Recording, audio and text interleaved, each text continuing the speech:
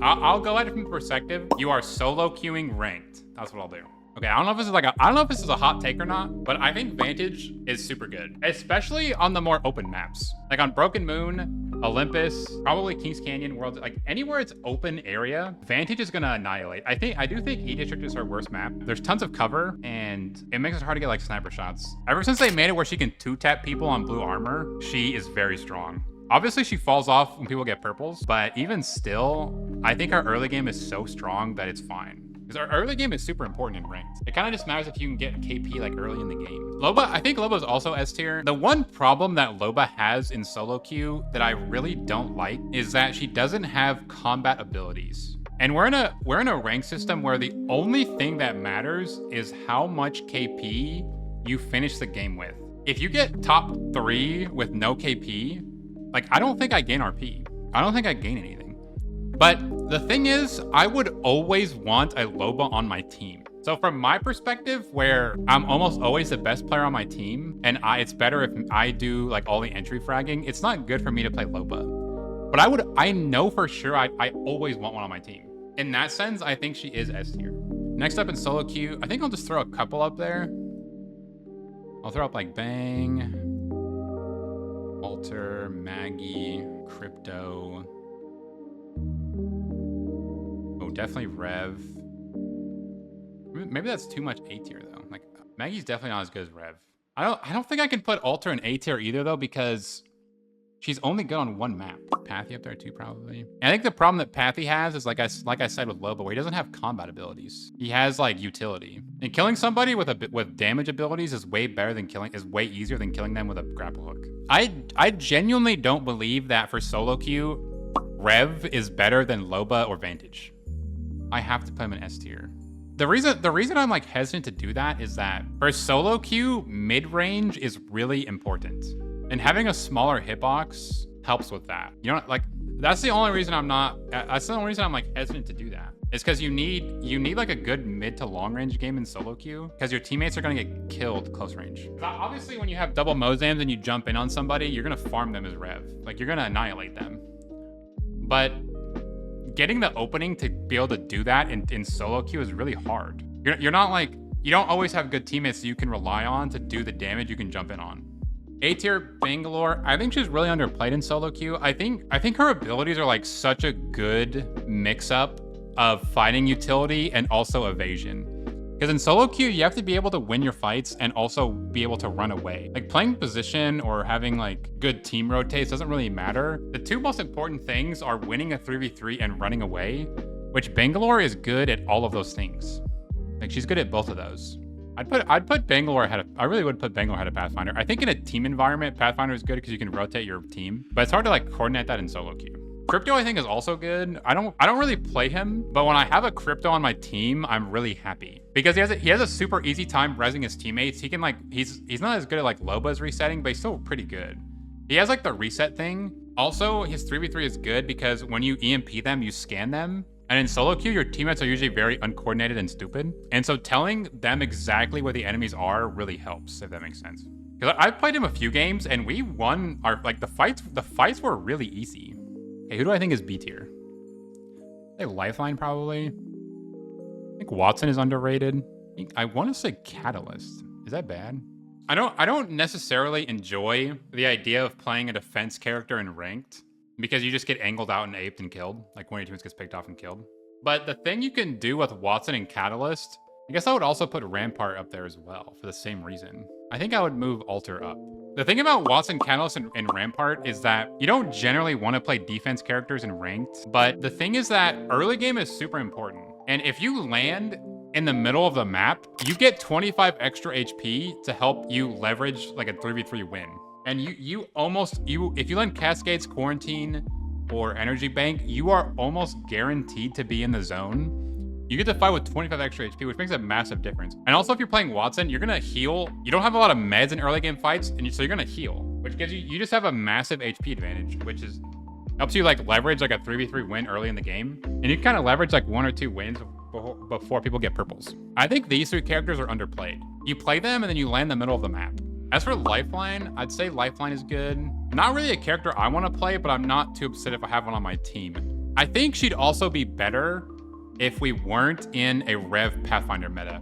Because the problem right now is one of your teammates gets knocked, you tap them, and then a Rev and Pathfinder jump on them and you die. Whereas before, in a low mobility meta, you could more consistently get lifeline reses off. I think Maggie is good simply because we're in like a shotgun meta, where the double Mozams are good. She's also good at like breaching. It's kind of hard to like hide from Maggie. Like if you do a lot of damage to somebody and you're close to them, you can force the knock. Like you can ball them, you can drill them, you can force the knock, which is really good in solo queue when you get somebody low. Also getting the speed boost for the Mozams is huge. I guess I can start at the bottom now and go to F tier.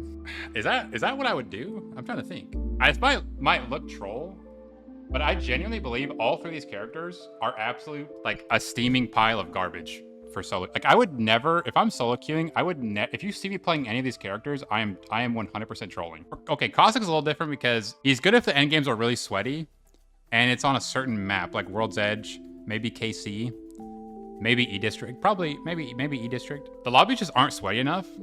It's all like hyper movement. And so what ends up happening is you're just kind of like playing like super support and helping your teammates. And you're playing support, you're supporting your gold teammates with a massive hitbox, and it's just not worth it. You're better off just playing a character that's gonna get elims, like actually get kills. I think I'd actually do this. I think I'd actually put Caustic as the worst, because these guys can at least craft banners. I think I'd put Mirage. I think I'd put Mirage in like C tier maybe. He can craft banners, he has a small hitbox, and against like weaker players, his ult is actually pretty good.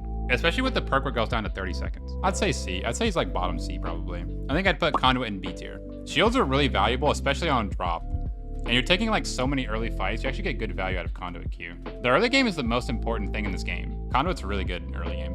I want to put Bloodhound higher though. Like if you're gonna solo queue play entry frag, you're better off playing like Bangalore or like Rev. Like I don't want to put him in B tier because I think that these characters are way better than him. It kind of goes down like the scan is like more for your, it's like it also helps your, it's more like a team thing. And you don't necessarily always want to play around your team in solo queue. Like if they're on your team, that's like one thing, but like I wouldn't want to play him. Dude, low key, I think I'd put Wraith in E tier. I'm not even trolling. I think I'd unironically put Wraith in E tier for the main reason being her portals are really useless in this meta, like Rev Pathfinder and stuff like that. She doesn't have, there's better characters that can run away and that can also craft banners and get out of like sticky situations that have more utility. Like Wraith can get out of bad situations, play off angles, and port her team and move her team. Bangalore does all those things better than Wraith does. Octane, I'd say D tier. He's got a small hitbox, he's good on drop, but he kind of falls off endgame and mid-game because he doesn't have any like combat abilities. Put Horizon, I'd put him above Bloodhound, honestly. The main reason Horizon's not good is that every single character, basically what happened is when they added perks, every character got buffed except Horizon. Her perks are terrible. Most of her perks are just like nerfs they gave her. So like her perks don't actually do anything. Like every character got buffed except Horizon, which put her like, moved her like way down. I'd put Valk in C tier also behind Mirage. If she could craft banners, I think she'd be a lot better, but she can't. I think also it's kind of the same logic of like, it's a team. Her Q is honestly really bad. Like, let's be real, it's really bad. But the ult is good for not getting gate kept, but it's also like a team movement ability, which is generally not that good. They can also always hear the jetpack, but they're not gonna, they might not hear like a rev climb or like a path grapple, but that jetpack is really loud. Seer, I'd say he's better than Bloodhound. I think the problem with Seer is that he's kind of like a team character. Like you kind of need your teammates to be competent because your main ability is scanning and like you're kind of like executing off the tactical. It's pretty rare that your teammates are coordinated enough to actually capitalize off Seer abilities. Ballistic, this character is just terrible. This character is just bad. And I don't have any explanation other than his abilities just are underwhelming. Like on paper, his abilities seem good. Like you buff the frick out of your teammates. On paper, he's a good character. In the actual game, he is useless. And if you play him, you'll understand. Like his abilities just feel so underwhelming. If you're gonna use a combat ult, you might as well just play Bloodhound or Seer or Rev or whoever else. He's just underwhelming. Like they just don't do what like you think they're gonna do. Ashe, I would say, is unironically better than Wraith because you can tether and nade people. I think in solo queue, tether and nading people is honestly a good way to get picks. Because your teammates don't follow up well on your damage. So like being able to queue someone and then nade them can help you. The ult is still pretty bad, but can be really good for third partying. Usually when you're solo queuing, you need to be like really mobile, and that helps. Fuse, man, I don't really know how I feel about Fuse. Realistically, I don't think I've ever solo queued as Fuse. And if I had to guess, I would say he's slightly less useful than Ashe. I think he's one of the worst fighting characters you can bring, and your hitbox is big. But I don't know, his ult's pretty good. I think like pre-balloon nerf, I would put him pretty high. But like realistically, I just haven't solo queued with him, so I really couldn't tell you. That would just be my guess. I'd say he's between Ashe and Octane. He's just not really like a character. He doesn't really have the qualities that I would want when I solo queue.